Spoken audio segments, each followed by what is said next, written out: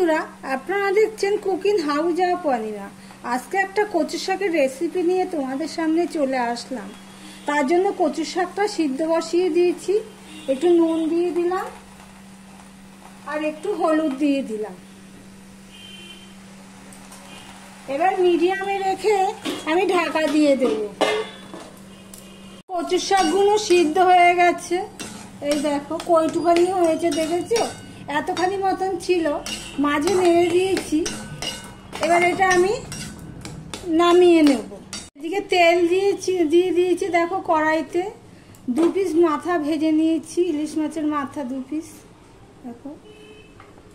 এবার তেলটা গরম হয়ে গেলে আমি এখানে কালো জিরা ফোড়নে দিয়ে দিলাম।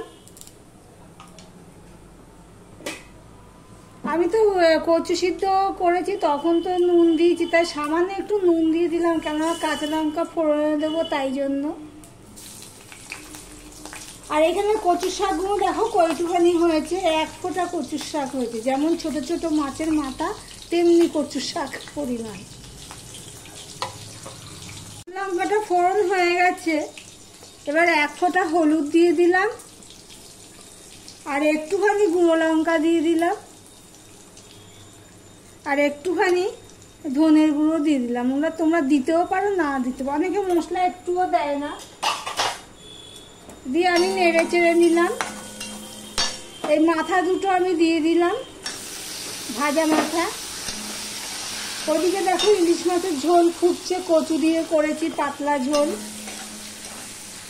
মাথাগুলোকে আমি একটুখানি ভেঙে দেবো।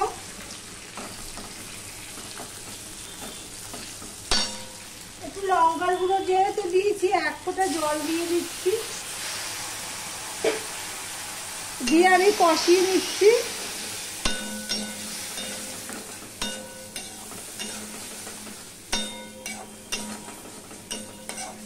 কষানো হয়ে গেছে, এবার এই নুন হলুদ দিয়ে সিদ্ধ করা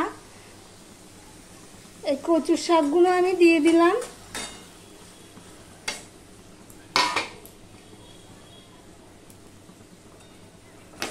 ভিডিওটি যদি ভালো লেগে থাকে তাহলে লাইক কমেন্ট শেয়ার সাবস্ক্রাইব করে পাশে থাকার অনুরোধ রইল।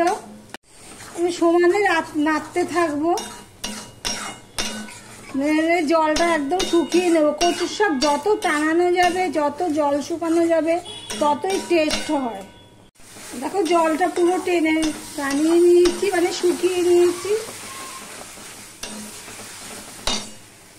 এবার একটু চিনি দিয়ে দিলাম, অল্প একটু কচুর শাক তো তাই অল্প একটু চিনি দিয়ে দিলাম। শাক সবজি নিরামিষে একটুখানি মিষ্টি না নিলে স্বাদ খোলে না।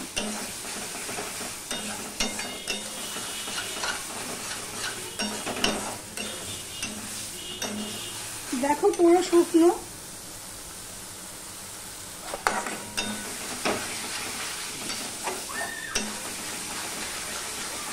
অনবরত ধরে নেড়ে নেড়ে পুরো জলটা শুকিয়ে নিতে হবে।